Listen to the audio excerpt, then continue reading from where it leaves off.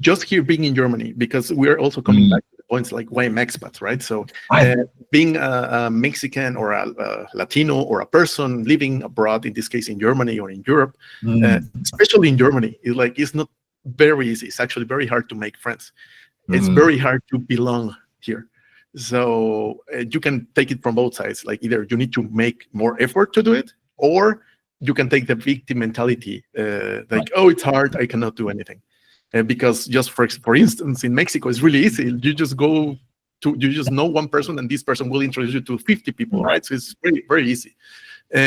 What do you think it's one of these challenges, and maybe just specifically for the Mexpats community, or what do you see would be interesting to start identifying and maybe taking the first step? You mentioned already some, but maybe there is some there. Yeah. Sure. So first of all, Dario, congratulations on expats, because it is super important, especially when people are removed from their cultural background from a new country, a new place, right? That sense of belonging can be lost. So, having an online tool that helps people connect, especially in their own language, because you can also have the language barrier as well for many people, which can make life hard as well. So to have a space where they can be together is important.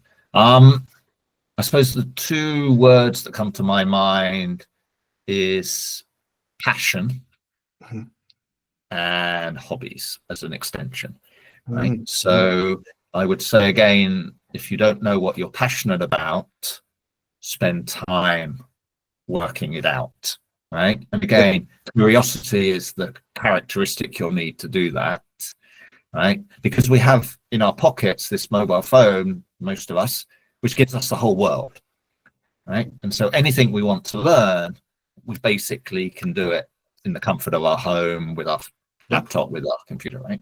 So be curious and write down a list of what are you passionate about, what do you like, right? And that could be really simple stuff, or it could be something really unique, and it doesn't matter, but it's you, right? Just you. It could go back to, we ask people to go back when you're a kid. What did you enjoy doing as a kid? And you could say, oh, I really loved jumping in muddy puddles. Okay, maybe not appropriate as a 60-year-old businessman to jump in muddy puddles, but just think, okay, well, what feeling did you get from doing that? What could you do now that could give you that same feeling, right? And so you then look and find, on the internet, maybe YouTube videos of people doing these type of things, and you thought, oh no, I thought that was going to be it, but that's not it, right? And then you move on, and slowly you'll come down to 3 or 4 things that you're really passionate about. So for me, it's nature, right? It's definitely one. Nature is something I'm really, really passionate about. It gives me so much joy, just for the bird, just for the lapping of the waves, just for the fluttering of the leaves in the wind, right? And so you'll find these things, and guess what? You'll find other people who share that passion. And all of a sudden, you are not alone. So the other places, just like you. Yeah.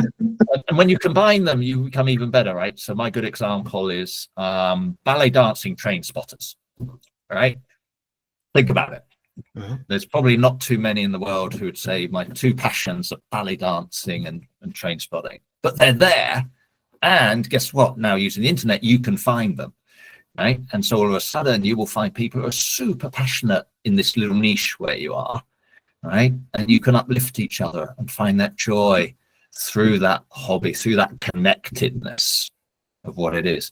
But most people, I think, are very shy and say, oh, I'm not interested in anything, right? I don't really have. So you need to break out of that and maybe just go back to that child and say, okay, well, in my deep core, what makes me, is it humor? Is it music? There are these fundamental things that most of us have that drive our passion, and in some way. And I think it's totally related to what you just previously said, and it's this internal work, right? To give you yourself the permission to test, the permission to play, because I think as we grow older, it's like we get grumpier somehow because we need to deal with life. And I think it's just like, hey, you just allow yourself to play, to feel good.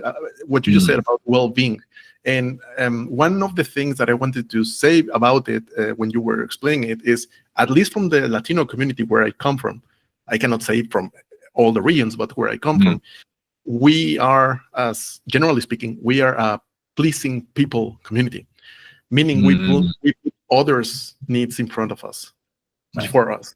So that's a big issue. Of course, it has its benefits, but it also has very big issues, because that means that you put everybody in front of you and you're last.